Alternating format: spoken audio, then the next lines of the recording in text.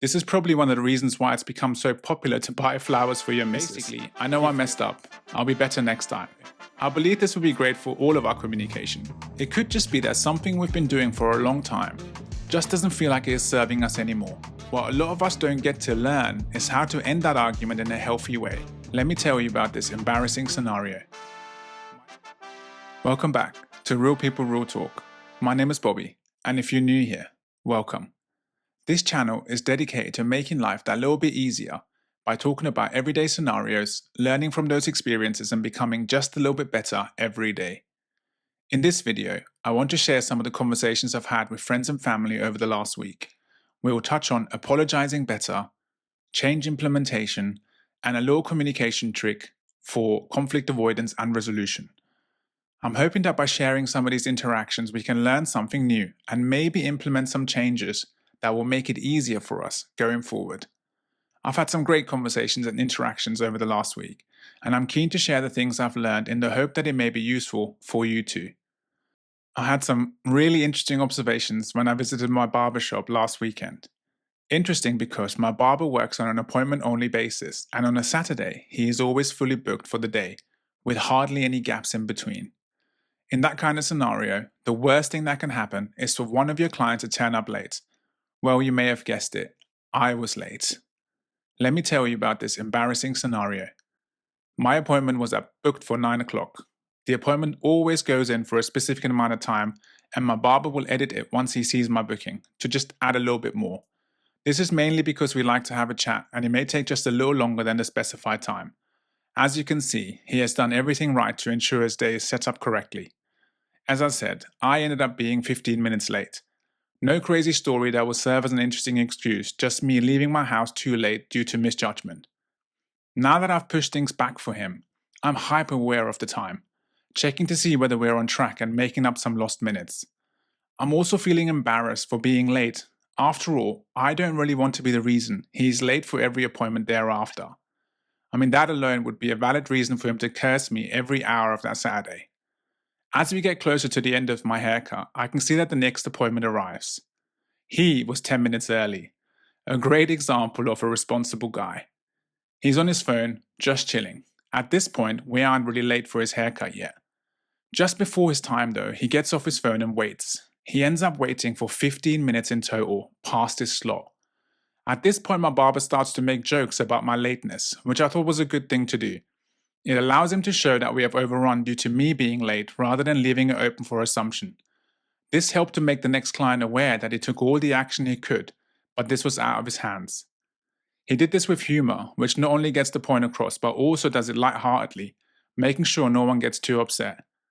I, of course, apologize again for my tardiness and say something like, "It won't happen again." Basically, I know I messed up. I'll be better next time. As I go to pay though, I notice that the next gentleman now looks at his phone, which to me looked like he was checking the time to see how late he was starting.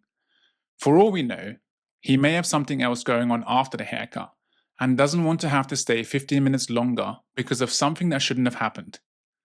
I don't think anyone could blame this young man for being a little annoyed, and I thought about my barber. Once I leave, he shouldn't have to continue apologizing for me. This is where I started to think about the fact that people forget what you said, forget what you did, but will always remember how you made them feel. My words of "I'm sorry for being late" don't really have much value on the guy that had to wait longer than he should have. They don't really have much value on my barber that now has to try and work quicker with every client to get his day back on track. Also, if the next client did not hear the jokes my barber made about me being late, then my barber still needs to make him aware that this only happened because I was late. Therefore, as I was paying, I asked my barber to charge me £5 extra and give the next guy a £5 discount. I pay the bill and tell my barber, make sure to let him know why that happened. My barber decides to tell the young man there and then, "This gentleman has just paid £5 off your bill because he was late." The whole interaction ends with the young man shaking my hand to say thank you, and I could visibly see the mood lift back up to an acceptable level. I think the point of the story is that sometimes things do go wrong. And if things went wrong because of what we did, then yes, it is important to put our hands up and say sorry. In the background, we think about that situation, accept the fact that there was more we could have done, And so we decide to put something in place to ensure it doesn't happen a second time. For me, that really just means that rather than pushing it to the limit, I should be getting to the barbershop 10 minutes early for my appointment. This means that even if something goes wrong en route, I have some time to play with. That is the straightforward part, really, and I'm sure that a lot of us already operate like this.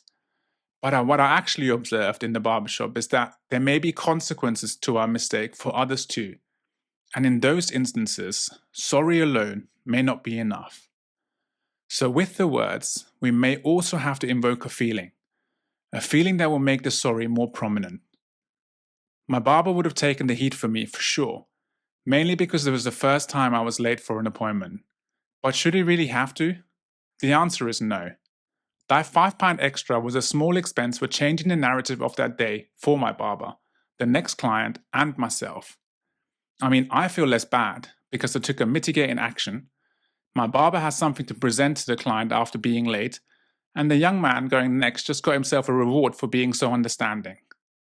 This interaction really made me think about how I apologize going forward.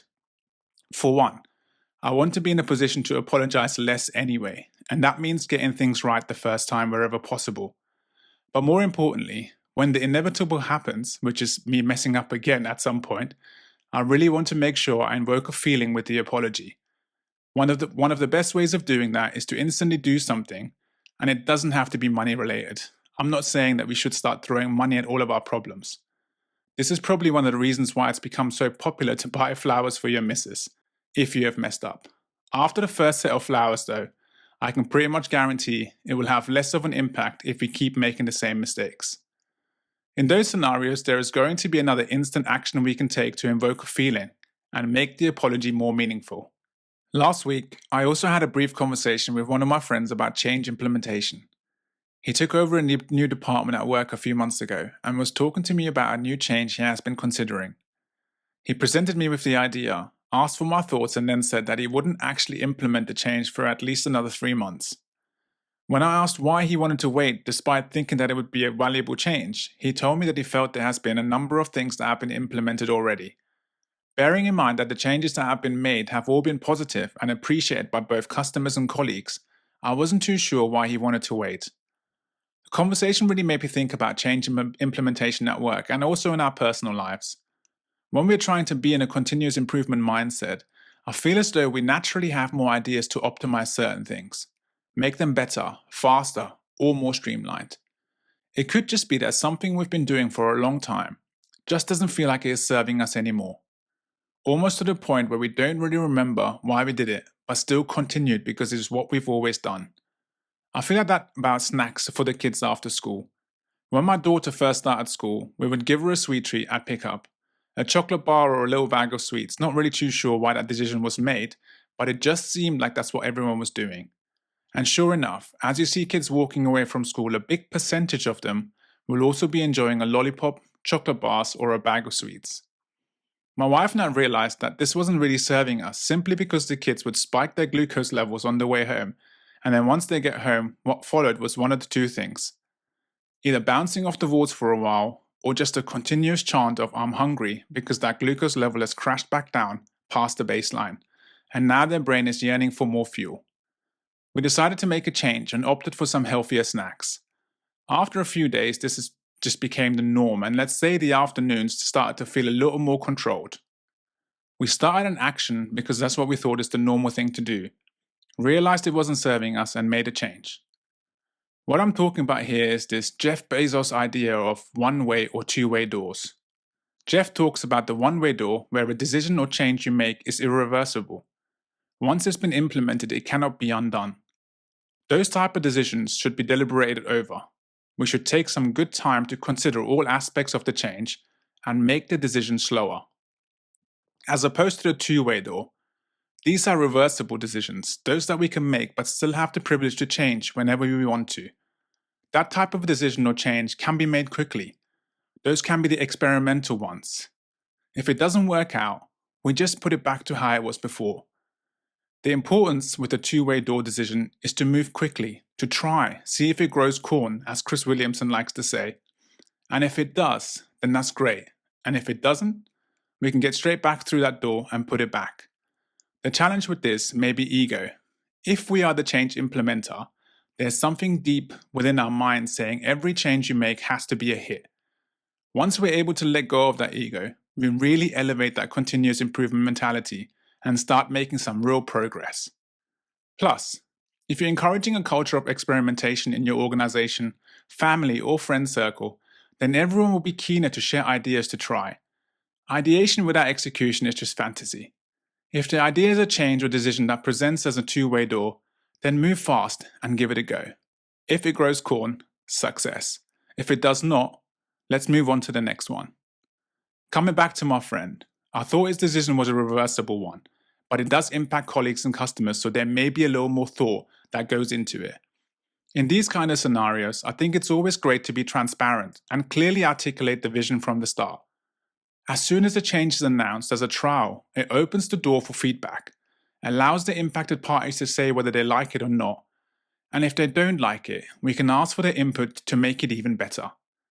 This is really just bringing everyone along for the journey. After all, the reason we are contemplating the change is to make it better for everyone involved. If anything, one-way and two-way doors allow us to accept that there is levels to the change game. The last thing I have for you is not a conversation, but actually something I heard on a podcast. Tim Ferriss was a guest at the On Purpose podcast last week, and he was talking about something really interesting. Tim and Jay were discussing conflict resolution and also the book Nonviolent Communication. They were touching on the fact that if we have grown up seeing people have arguments or moments of conflict, we are left with the lessons of how to have an argument or how to behave in that moment of conflict. What a lot of us don't tend to see is the makeup or the resolution. What a lot of us don't get to learn is how to end that argument in a healthy way. I haven't read the book, but from what I understood, it highlights the importance of having a request at the end of your discussion. Basically, ask for something rather than just moan. Tim went on to say that this concept was driven home for him when he thought of his good friend Jason Nema, the co-founder of Acro Yoga. Acro Yoga is partner yoga that is really taking off in LA, and you'll see lots of people in the park partnered up doing some cool stuff. In those kind of scenarios where you're relying on someone to hold you up and support the move that you're making, it is really unhelpful for them to say, "Stop pushing your heel into my hand." And instead, it works much better to say, "Give me some more toe." A request for a little change rather than you're doing it wrong. Hearing that part of the conversation really made me think about conflict resolution, avoidance, and communication as a whole. For one, it's probably best not to argue in front of the kids. However, if we do have an argument that they get to see, I think it is imperative that they also experience the makeup. Arguments are normal in a relationship. It would be great for them to see one that has been fine-tuned, where we are fighting for what's right rather than who's right. And then they should be part of the process where we finish hearing each other out and agree on a solution or compromise going forward. The other thing here is the communication part. Asking for more toe rather than less heel. I thought about what I'd say and certainly find myself at "Stop digging your heel into my hand." I thought about the kids, and I frequently say things like "Don't be so loud" or "Don't sit on that chair like that." I observe their faces thereafter. It does seem like they feel as though they've been told off, when actually this is just a request for a more harmonized environment or avoiding the inevitable tears after they hurt themselves for trying some sort of acrobatic move that was unnecessary. Instead, I'm actively trying, "Can we have quieter voices, please? And can I get some safer sitting?" All of a sudden, I go from demand to request, and I now don't get that look that screams, "You're always telling me off." It's not just for kids though. I believe this would be great for all of our communication. The truth is we have already optimized some of our communication for our partners and for work. We tend to do this automatically because the stakes are very high.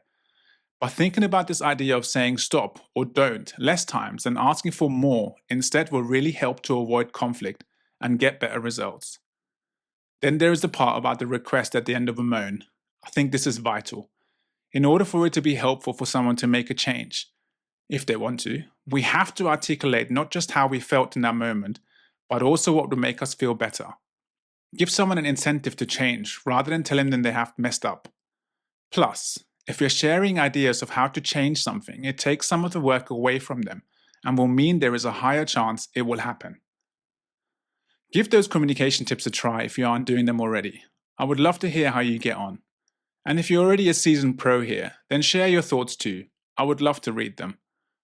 There you have it, my friends. Another week of updates. I hope you found some of it useful. If you have, please let me know by liking this video. And if you haven't done so yet, please subscribe to the channel. Not only is it free, it's actually the #1 way to support this channel, and it shows us that we're on the right track with the content that we're bringing to you. My name is Bobby, and this is Real People, Real Talk. Thank you again for watching, and I hope to see you soon.